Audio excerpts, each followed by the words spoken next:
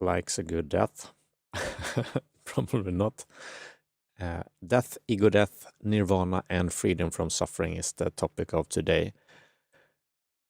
Yeah, I think it's life and death both are fundamental for all that is has to do with life, which has to do with meaning, which has to do with our very existence, of course. I mean, those are the pivotal pillars of on which our life is based on. It is called life, and that is in opposition, of course, to death in a dualistic way of thinking. And I mean the whole our existence as a human being is a birth and a life and a death, and people seem to enjoy having been born. Maybe they're not really enjoying it, but at least they don't want to die, most of them. Some don't want to live either. I mean, if you are feeling really bad, really depressed or something like that, you don't really want to live. But even then, most people don't want to die. They just don't want to suffer, basically. So what is the way out of that suffering? Well, according to Buddhists, it is getting rid of the thought that you want to end suffering. That is one way of looking at it, at least. It is the death of the ego. So the reason why we're suffering is basically because we want things. We want things to be different. We are in opposition to reality. Whether it is our whether it is we suffering from something like an ailment, illness, I mean, and or an circumstances in life, someone doesn't want us, or we didn't get the job we wanted, or we didn't get the money or acquisitions we were hoping to get, all those kinds of things. Grasping an aversion, basically, which those are the main modus operandi of the egoic mind to instill suffering within the human psyche and soul, right? We want things that we can't get, and we try to avoid things that are in our vicinity, or could be thoughts even. We don't want the thoughts that are in our minds and disturbing us. We don't want these depressing thoughts or these ill-willed thoughts from our own mind to ourselves. We don't want it. We don't want them. We feel bad when they are present, of course. And that's also what a lot of psychotherapy deals with. That is basically acting on the mind, the human mind, the human psyche, and trying to ameliorate those negative effects that the narrative self creates. Cognitive behavioral therapy, for example. We do cognitive tricks on our mind, or maybe like acceptance commitment therapy, the third wave of behavioral therapy, in which we don't really try to change much of it. That's why that in that sense it is sort of similar to some Buddhist concepts, I'd say, even though it rests on another fundamental ground with the relational frame theory and different modalities. So it isn't like pure Buddhism.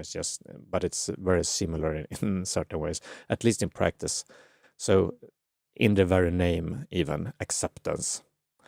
So we accept how it is, or we try to, or we use metaphors and different techniques to try to accept things as it is. Because just as Buddhism says, we can't really change it. But we can change our attitude towards it, shall we say. So if we are okay with it, it's not a problem. If we don't care about it, it's not a problem.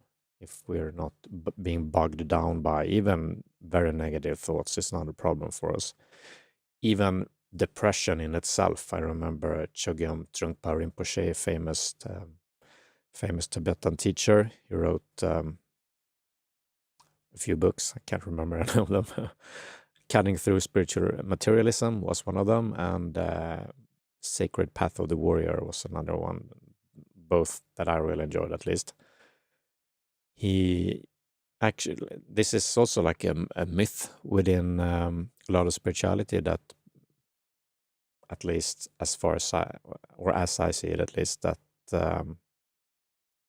enlightened beings don't get depressed, for example, or they don't have any negative emotions or feelings or whatever.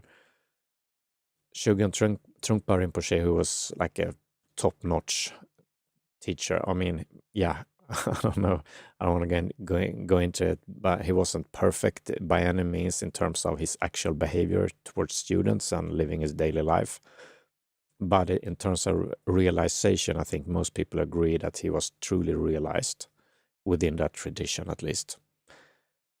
And hence, he was enlightened by that standard, whatever, what else standard should we have? I think he was definitely enlightened. Yet he got depressed. But for him, that depression didn't really affect him, as far as I understand, at least. It was more like, just a state, like any other state. Maybe it wasn't very enjoyable, but it didn't bog him, didn't pull him down. It didn't really affect him. He was still, he didn't really care about it. And that's one of the things that can happen to people whose narrative self has died, basically, and the identification is still with the world as such, shall we say, or nothingness. In Zen Buddhism, they often say that no mind, or your self is no self, your true self is no self. So there's no one there, basically. There's just things happening in the world or within your field of awareness.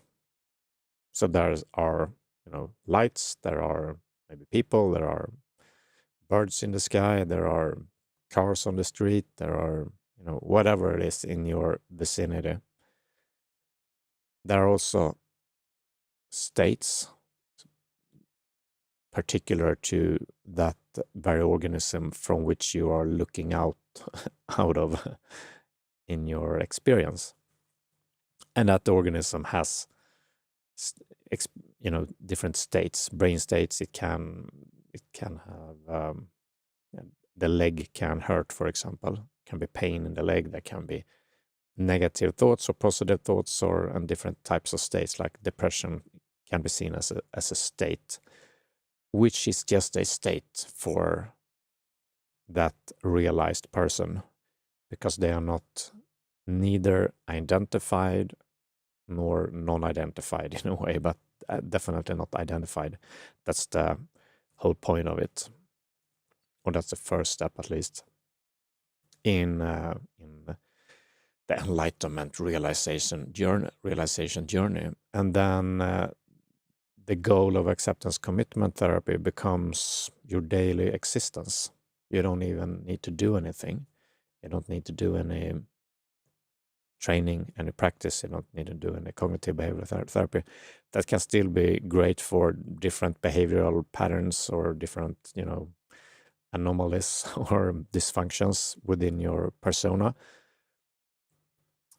Yet it's not necessary for you to have a fundamental well-being all day long. You can be pretty dysfunctional and enlightened and feel pretty good. You don't because you don't suffer from your situation and from your thoughts, but you can still be dysfunctional. I mean, Ramana Maharishi sat in a cave, had to be fed, and someone had to change his diapers. That's really dysfunctional. But he was doing pretty okay for, in his own mind. He was free. he has already died, so there was nothing else to do. He actually, come to think of it, his realization was from going into death. He was so afraid of dying at 16 or something like that, very young, and he just went into it. He lay down on the floor, I think, and tried to experience death. I don't know exactly how he did it, but it was a sort of a self-inquiry, I imagine. I think you can read about this too. Anyway, he went through the death process in his own mind. He inquired into it, and through that he woke up. His self went into nirvana. Nirvana means cessation, so his self went into cessation. It ended. It is also a process, as it is for most people. I think he was incapacitated, or however we want to put it, dysfunctional for a good many years. He didn't speak for some years, and he had his problems with not eating and not taking care of himself. After that realization, he then had a dream about, or he had thoughts about Arunachala, the mountain. He didn't know that it was real, but then someone told him that it's real, and he went there and he threw all his belongings into a river, and he just lived at that mountain his whole life. And there was a whole community created around him, and people wrote down what he said, and he became this Indian saint who died and became free, and free of suffering and free of his own egoic consciousness.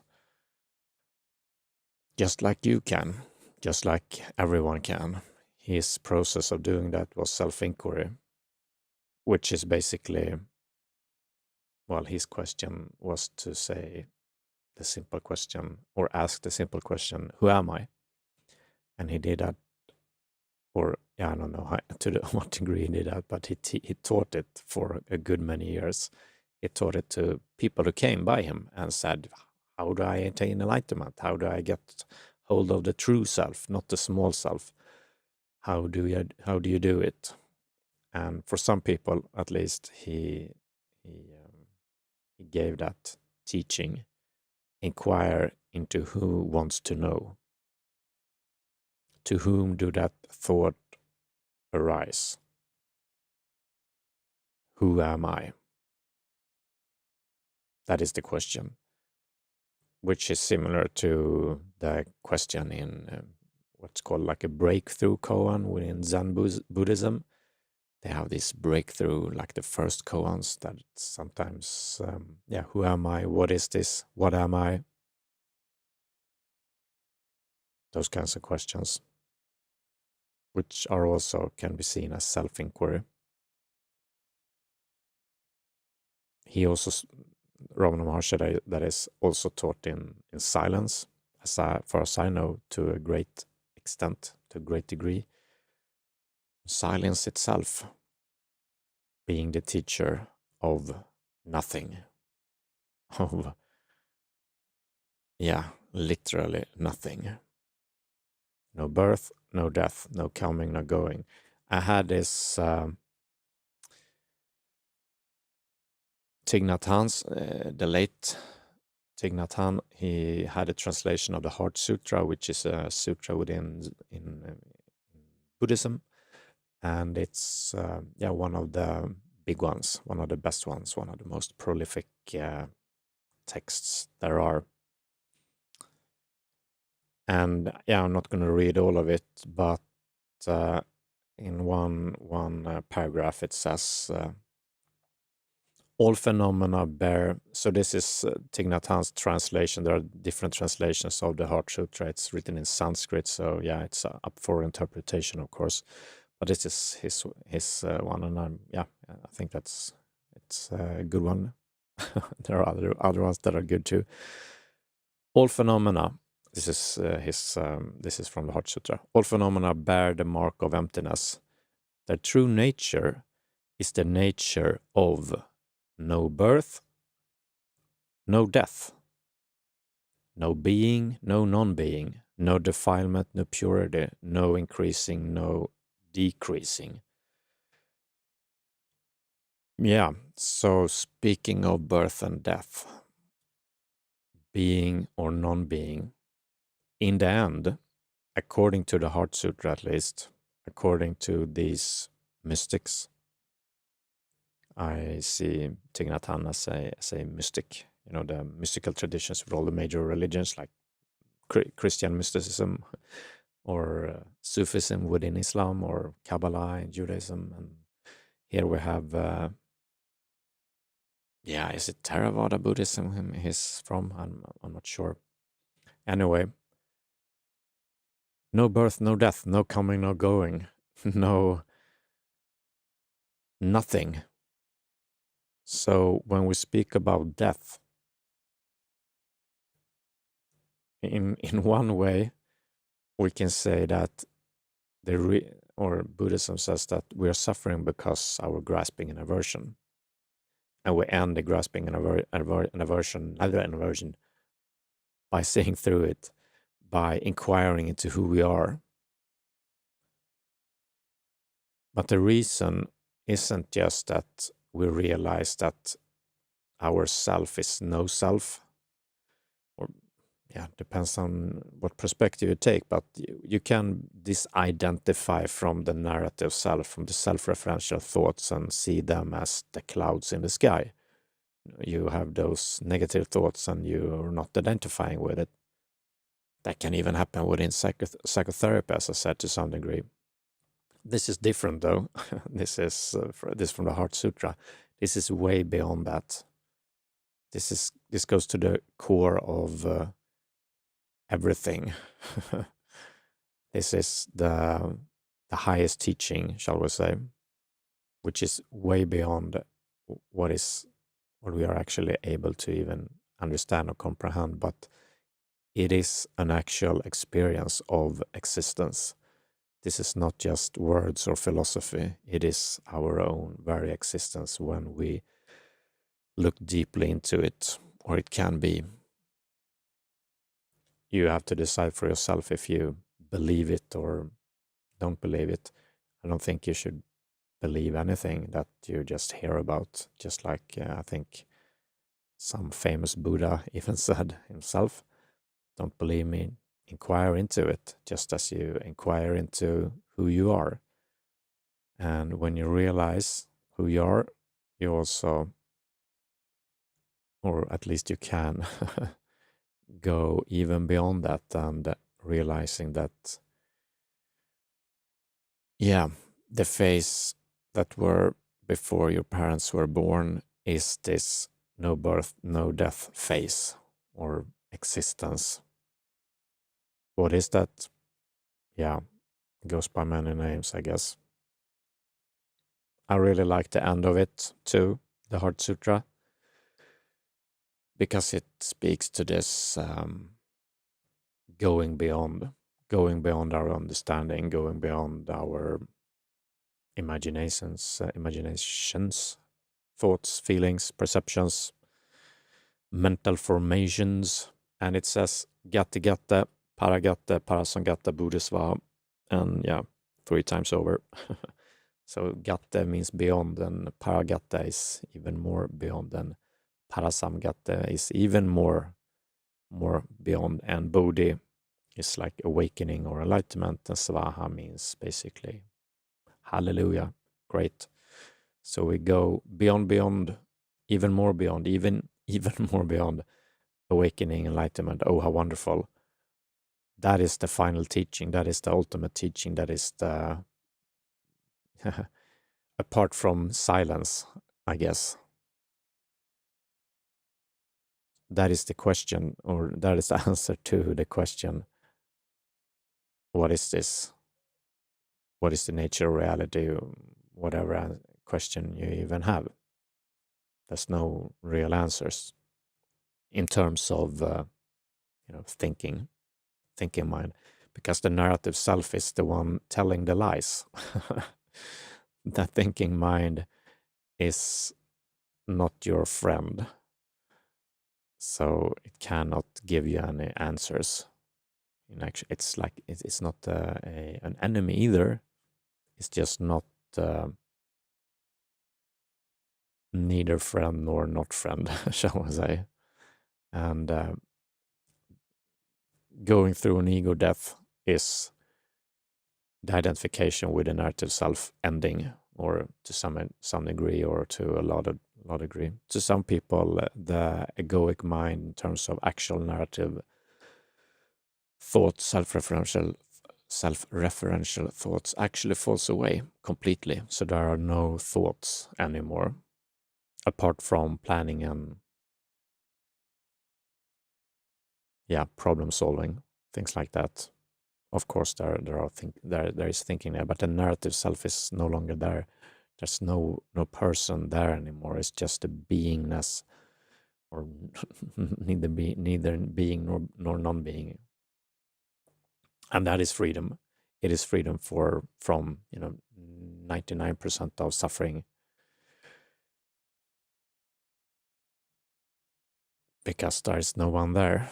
There is really no egoic mind. It sounds so negative, but there's no self-identification with an individual self there. There's just the experience of beingness itself, and in that experience, there can also be this experience of going beyond, even beyond birth and death, even beyond coming and going up and down, beyond anything, any concept, any religion, any idea, any sutra, heart sutra even. The true existence is beyond even that. So it's not for anyone really to explain or understand even. But these are fingers pointing to a moon, which is, real and can be experienced. But the finger is never, the object should not be the object of attention. Or, I don't know how to use the metaphor, but maybe focusing on the actual, words or ideas or something like that, and trying to understand it with your thinking mind, that is sort of looking at the finger instead of looking at the moon. Looking at the moon would be to have the actual experience, which is, you can't really choose to, of course. That's where practice comes in. We have the practice of meditation, first and foremost. So that's what all these mystical traditions teach, that they imply us or implore us to meditate, basically, or do things that helps us get closer to this reality, or experience this reality, and then we can discern for ourselves if we believe it or not, if this feels true, or maybe something our mind tells us feels more true. Doesn't really matter, but it's up to you to figure it out, or to maybe not figure it out, but to experience it out. So that's those are my thoughts on death, ego death, nirvana, and freedom from suffering. To really embrace that, and I would say that the often used in spiritual circles, the word, what is the word when we give up? Surrender. Yeah. So surrender is a part of this. Giving up, dying, realizing you can't understand it even. That's not nothing. That's no fun for the egoic mind. But there's no goal. There's not even enlightenment. There's nothing to gain. There's nothing to lose even. There's literally nothing. Yet we can play that game of doing these things, and it feels true. Yeah. Okay. That was it for today. thank you, and